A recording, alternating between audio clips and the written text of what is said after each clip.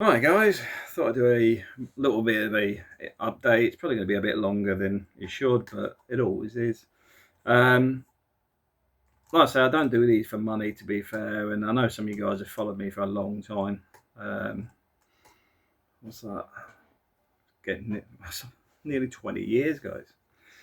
Um, but I'll go through a few of the things I've got on my desk today, as well as just a general chatter piece. Um, this little guy is really good. This is the DJI Neo. It's a little small guy. There's a little cover on the front here for the lens. Do recommend keep that. It helps keep the lens clean as well as protects it. But it can fly on its own. So it's got these like different modes. Like it can there's like a droning mode where it'll go up and come back down and sort of the camera focus on you. It's got one where it'll go around you. It's got another one where it'll follow you. It's really good. So I mean, I'll just do a quick demo in the house. So let's get it. So double click. That's it. So I'll just turn you this way a little bit. The camera's like going through a setup. Just check. Droney, circle, rocket, spotlight, direction track, follow. Yeah, don't want the wrong one because it'll just hit the ceiling. Close, follow. There you go. 3, 2, 1. As you can see, I'm not controlling it because actually this phone that I'm recording on is what I control it with. But if I stand up, you can see it will literally follow you around the house. So it's a little bit noisy. And then to stop it, you just put your hand under it. And that's it. So I haven't done much with that, guys, to be fair. I'm going to be doing more. Probably going to do more in Spain, to be fair, because a bit wary over in... Droney, oh. 10 meters. Oh. Droney, 3, No, 2, don't take off. 1. Unable to take off. Thank Aim you. camera at subject first. Let's switch it off first. Thank you. So it's about to take off and hit me in the face. Yeah, a bit wary in Northampton because there's a lot of drug addicts and stuff around here. So yeah, that's going to be used a bit more, but probably more in Spain, especially now we've got a new car. So I'm just going to put it down the back and guarantee that'll fall down the back. So that's that. One of the things I recommend, guys, because I know that it's Christmas coming up and you may have a few festivity parties and stuff. This isn't a sales technique, by the way. This is something I actually buy. These are like oil-based deodorant type things. So what you do, you sort of rub it on your arm, and I've got to admit, they smell really nice, and it lingers for like 2 or 3 days. So I mean, I use it particularly when I'm going out in London, because although I have like the Shaw roll-ons, this stuff just has, you put a bit here and whatever, it just smells nice and fresh all the time. Because when you walk about 4 miles to go to a meeting, you may not feel the freshest. So those are good. That's Mood. You'll find that online. This is my 360 camera as well. I haven't been using this very much lately because I originally got it for a replacement for one that was stolen at work. Yeah, 1,500 quid camera. Didn't even get an email response or, oh dear, sorry to hear something was stolen. No, none of that. But anyway, moving on. So this is quite good. I'll try and use that in some other bits and pieces later. And I've got some other stuff I'm working on from the surveying side. So I've got to have a few. I've actually got to spend some time learning how to use some new software, because if I can use the drone to actually create like a 3D model, I can actually do some other bits and pieces beyond just doing the videos. So I might be able to do some walkthroughs and things like that, a bit of AR, VR. But I need a bit of time to work on that. And that's one of the things I will say. Procrastinating has been an issue the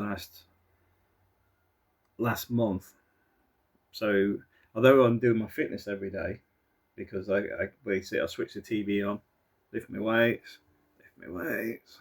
use my bands, do my stomach rolls, walk in the park.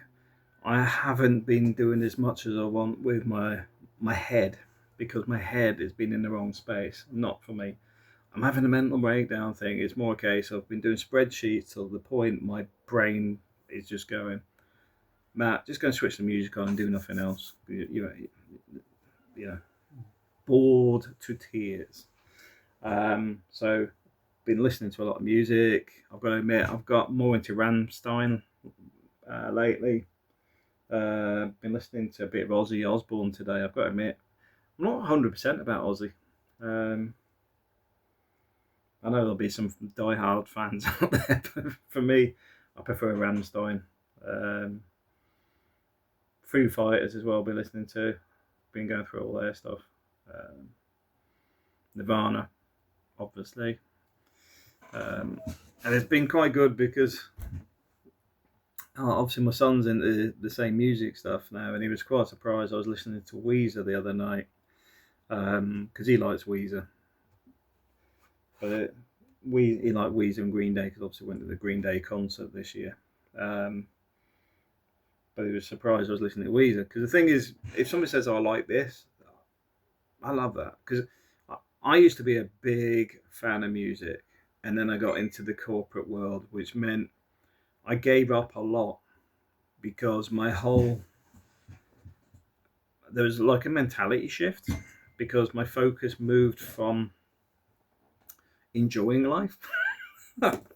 So before I went to the Philippines, I used to go out a lot, we'd go to pub quiz on a Sunday, go to a lot of events, probably at least 4 or 5 a month. And it wasn't just like music events. I do like a lot of music events, but we also went to things like the theatre and things like that, where a lot of that died a death with work, because the corporate life took over, because I had to evolve my skill sets and work a lot of hours. So then everything around you starts dying off, all the stuff that you enjoy. And I've reached a point now where I'm actually going back through the bits I'd given up, because I've got to admit, I didn't realise how much I miss music. It's really weird. We've been through a few concerts this year. Went to Green Day, went to Rock Against Cancer. I'm probably going to go to another event in Alicante when I get back for my birthday. It's really weird that, you didn't realise it was missing until you go back on it. And it's the same with, I've got to get back into cooking as well, because I like cooking. But I haven't been able to do a lot of that because April won't let me in the kitchen, and this is a shared house, so I don't really like going downstairs to cook too much. So I've got to start doing more on that. Be a bit more of a Ron Swanson, do more with steak. But I recognise that these are gaps, that things I gave up to get where I am, and now I need to sort of go back and recover some of this stuff, because it's my kids are getting bigger. So like with Ubi, he's getting very good on the guitar, he's definitely good on piano as well. I'm gonna have to learn to play instruments. I gave up all this, it's like gaming. I've started playing on the Xbox here,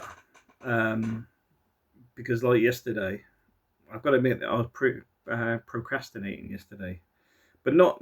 See, a lot of people say procrastinators is like you're avoiding, and then doing unproductive stuff or whatever, or trying it. Mine is basically, I've driven all week in and out of London every day, getting home late, do my weights and stuff because I haven't had time to do it during the day. So I'm going to bed late, tired, because I've been driving, walking around clinics all day, and then getting back, doing my exercises and then going to bed. They're getting up early in the morning to go back into London. So I've done nothing but work all week. So yesterday, I was just like, I've got to do my college work. This is important. I'll put the Xbox on for an hour. And then I was on there for probably 3 hours.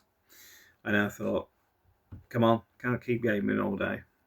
Went for my walk in the park, did my exercises, come back, gamed to probably 9 o'clock, then did all my weights and exercises, and then watched the Goldbergs. I actually had a day off, which is something, one of the things I will say, guys, you've got to do it sometimes, but this is where discipline cuts in. So now it's, I'm just waiting for the screen to boot up to tell me what time it is. So it's now 3:30 in the afternoon on Sunday. So I'm now going to sit and do my college course, even though in theory we should sort of say, well, just forget it today. But I've got a 3,500 word essay to do.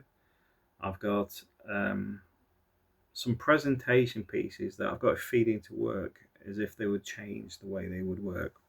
That ain't happening. I'll send them in, but I've already said to my boss, don't just delete them. I'm not really particularly bothered whether you use them or not, because the business doesn't work that way. This is why the course is so hard. Because if you imagine you work in an environment where I get attacked from 2 different sides, and at the same time, one of them's supposed to be my side, and one's the client side. So I get right in the back from my own team, and then at the same time they're supporting the client. So it's not like they're just coming and phoning. They're going around and talking to the client, and then you get it from 2 sides. So I'm on my own pretty much, which I don't mind, because as a consultant, when I was a consultant before, it was much better, because I would be stuck in the middle, because these guys are lying to these guys and these guys are lying to these guys. And the consultant bit is you just create the data, you create your findings, etc., put it in the middle and walk away and get another contract. But because I work for this firm, I'm stuck between the two, getting shafted by both ends. So not the greatest environment. So when you're trying to put things forward, you're going to go, well, they'll never do that. They'll never do this. They're not interested in that, because they're not. And it's weird to be in that environment. So it makes it hard to do the course. So when you're doing like, let's just say Simon Sunak's Start With Why. You know, why do you do your job? Why do you? Oh, well, I've just got bills to pay. So that's your why. So that's your justified for being abused, taking responsibility and blame for stuff that there's nothing to do with you. I don't think that was his basis of Start With Why. I think his whole concept was it's a driving force in why you go to work in the first day, and maybe you're the demotivated one, but avoiding what demotivates you, which means you're the subservient dog, which is a weird thing when you look at it from that perspective, because if that's that, otherwise it goes, well, no, you should never be in that environment. There you go, which means the book didn't really cover difficult environments. See what I'm saying? But I mean, I've seen it Simon Sunak with all the bits and pieces when he's talked, around the structure of trust and ability as well. And it makes sense when you talk about Navy SEALs, because they have liabilities. You get it wrong, people get killed. In a corporate world, you can have the wrong people and they just force out everybody else. And you seem to get more and more the wrong people, because it's often to do with the traits and stuff, unfortunately. Anyway, moving on. So it just makes the course harder, that's what I was saying. So when I do it, I'm thinking, nobody's ever going to read it. I've got my 3,500 essay to do, 3,500 word essay. I've got to dissect all the different ways of working, etc. Create some presentations that nobody will look at. Create some thesis and ideas that nobody will use, and I may get somebody to go to HR if anybody actually ever used any of it in the sense of, well, why is he getting involved with this? Because this is how it is. So the point is, I'm on my own on this stuff, and it's odd. It's odd, yeah. Am I complaining about? Not really. I'm just saying how hard it is. That's why I'm procrastinating about it. But I'll have a cup of tea. Got the laptop set up. I will, as soon as I finish this, we'll be hitting that stuff. So I will say, it's not always easy for me either, and that's one of the things I've tried to say on these videos. It's like the videos seem to be, for me, I don't really want to put anything up lately because things are not moving fast enough for in the world of YouTube. But you've got to take into account when you look at a lot of the stuff on TikTok or whatever, they're giving you this. I actually explain the bigger picture, which, you know, then you go, well, it's boring because you're just like everybody else. Well, that's the point. My life's actually real. A lot of the stuff online isn't. If I just posted my holiday photos and everything is just positive, it'd be like LinkedIn. I don't know about you, but I don't like LinkedIn. I find it's very narcissistic. There's some good people on there, I will say that, but you've got two sides on there. You'll see the ones that are being very positive and the ones that are on about toxic managers and all that sort of stuff. And then you got, there's others. There's the ones that are self-promoting, self-loathing, all that sort of stuff. But it's not very genuine in many ways because it's all this false promotion of, look how great we're doing. Which I like honesty and truth, which is probably why, probably the readership on this one's gone down because a lot of people want answers, but I don't have the answers for everything. Nobody does. What I do have is honesty and truth. So for me, we're going through transitions, not sexual. With America, I expect the Trump election. I'm expecting Trump to win. Am I pro-Trump? Look. I think Trump, as a group, is probably one of the best selection of people for America. It's definitely better than any other side. When you've got J.D. Vance, you got JFK Jr. there, you've got Elon Musk supporting it, etc., etc. These are people that wouldn't always agree with Trump. These are people that have been driven because of the state of the other side. This is the same problem we got in the UK. Labour promote landslide. No, it's because people were fed up with the Conservatives. So you won simply because you look around and there's two people and there's nobody likes that guy. So, oh look, I won. It's like everybody gets a winner certificate. For me, it's just mental. The UK is going to go through a strange environment. I'm waiting for the budget piece to drop because it's either going to be an absolute disaster or an absolute disaster with some threads.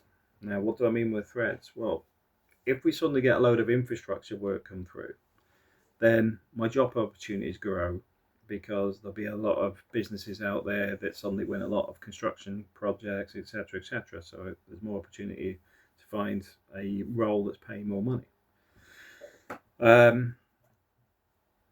If it's a tax raid and they start going after ISAs, pension funds, etc., the first thing I want to do is cancel my pension fund with work, empty my accounts, and move them off to Singapore.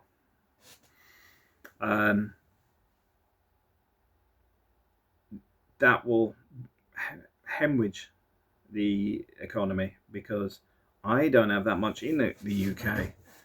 There's a lot of people there that do. If they do this wrong, you'll see a ridiculous amount of money leaving. But also that stifles growth. I mean, if you look at the economy from a stock point of view, you'll see a lot of people say about the UK businesses are undervalued, and a lot of them undervalued. And this is why, because of the instability in the UK, there could be some serious runs in the economy with the right leadership, but the UK just doesn't have it. I mean, I don't see Starmer's definitely not it, but Farage is going middle of the road now, which means he's going to head down the road of Blairite. He's going to head down the road of just going after the votes, but he's shifting into where the Conservative and Labour are. We've already got that, and it's not the majority either. It's just the way the electoral system works. So the UK doesn't seem in a good space. I can't see that improving. Until it gets worse. Until people wake up to the fact the state it's in, because we'll see what comes after the budget. But yeah, let's just move off the politics. You know, I know people keep driving it because it keeps coming up everywhere. It keeps like ding, ding, ding, ding. You know, it's like this morning we were on about Kamala and the Beyonce failure in Texas, because they sort of promoted it as if she was going to sing, because instead of using wording like she will speak, they said perform. So obviously people expect a performance. And she talked for about probably 45 seconds, and then they started heckling Kamala. So yeah, I think that's another nail in the coffin. It's what's that song? They do it to themselves. Yeah. But anyway, enough of that. So what are you guys up to lately? Drop us a message as well, guys, because I know some of you guys have been busy. I've been busy, but like I said, one of the things I want to say about the channel, it's not grown as fast as I would like. I've had a lot of hurdles over the last 5 years. I wasn't expecting to be held up as much, to be fair. We had the COVID stuff. Obviously, that went down well with everybody. I had the problems with the last business, had some issues. And then the current one is problematic, but I've got to admit, it does seem an industry issue now, because I'm talking to other people. Although, well, to be fair, there's some guys over at ISS, CBRE, G4S, and they don't seem to be experiencing the same sort of issues. So maybe just a glitch in the matrix. But even so, as you can see, I can still laugh about it because I just prep to move on. But hence, to get to where I want to be, the next stages will be getting my course finished, my MBA, and then I'm going to probably transition into a different career. Well, say maybe in the same area, but a different role. Because the problem is, in this role, everyone assumes you're just technical, because I do the surveying, I do the engineering, I do the complicated maths behind it as well. But at the same time, and the Excel stuff, and the programming stuff, and the CAFM stuff. So yeah, just because I have those skills doesn't mean it should be my be-all and end-all, because it's not. But this is one of the problems you get if you're good at some stuff. You get pigeonholed. I need to break that. So this is why finishing my course is important. But that will free up my time to actually start developing some new business ideas. Because I've got to admit, I've been procrastinating lately because of problems with the business, the amount of information I've had to work with and develop, because I'm having to work out the formula and stuff as well for how to get some of this stuff to work. So even when I'm sitting there, I'm still working out equations and things which I shouldn't even have to do, but it's just there's nobody else available that can do it. But anyway, that's life. But beyond that, it's all getting there. Of course, it seems to be on target. My Mac, I think I've nearly fixed. That's been a complicated little beast because it lost the user file, so it couldn't do an auto recovery. Because when you try and do the auto recovery, even on the hard drive or on the internet, it then goes, I can't find the user, reboot. So I used a laptop to get the latest version of iOS onto a USB stick, and now it said, oh, your Mac is locked from using a USB stick. so I'm now doing another piece where I've got to unlock my Apple account, because I don't use it, you see, because I didn't want Apple, I didn't trust them to start sticking subscriptions and stuff on there, because I don't trust Apple, to be fair. So I just set it up, and it's only for the laptop, but I couldn't remember the password, and now they said, oh well, we're going to we'll let you know when you can access your account when we've decided we're going to reset it. We'll have a look at it within the next 24 hours. So I'm waiting for them to unlock that, so I can then unlock my laptop, so I can unlock the USB, so then I can reinstall iOS off the USB, because I want to do a deep format on the hard drive to see if there's any problems with the hard drive, because it does crash. And even when I spoke to Apple about it, they said, well, if the hard drive's nearly full, that's quite common. And I'm like, well, why? Why? I mean, the other thing is, I don't want to buy a new Mac, and I don't want to, because this one was £3,200, so I expect a little bit more out of it than what I've got. If it's a hard drive that's a little bit ropey, if I can use the USB to format and fix it, problem done. Because buying a new hard drive for this, the smallest hard drive's £1,000.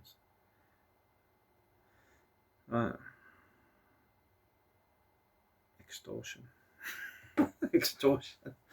But I do like Apple, to be fair, as a machine. But I'm starting to think, if I get this running, using another couple of years, I might actually have to change away from using Apple, because they were soldering too many components here, and it's expensive. Anyway, that's me. That's my week. Hope you guys have had a good weekend. But like I said, put some comments on here. If you want us to talk about anything, let us know. I might do some stuff on the tech stuff as well. I'm thinking of doing more on the tutorials, because I haven't done any for ages. But I need the Mac running. I've got a half working laptop. The keyboard doesn't work. Bluetooth doesn't work. What else is wrong with it? Oh, the thumb scanner doesn't work. The camera doesn't work. But the hard drive works. The processor works. The sound works. So it's alright on my curved Samsung screen. Makes it look like it's all right, working nice, and I've got my wireless keyboards and stuff. But what's wrong with tech these days? I mean, my Samsung phone's knackered. There's £1,000 down the toilet. I won't be buying one of them again. And the new Samsung phone I bought doesn't work properly. I'm going to take it back to Spain, because the audio goes robotic after about 15 minutes. So either quality's going down, or there's something odd going on.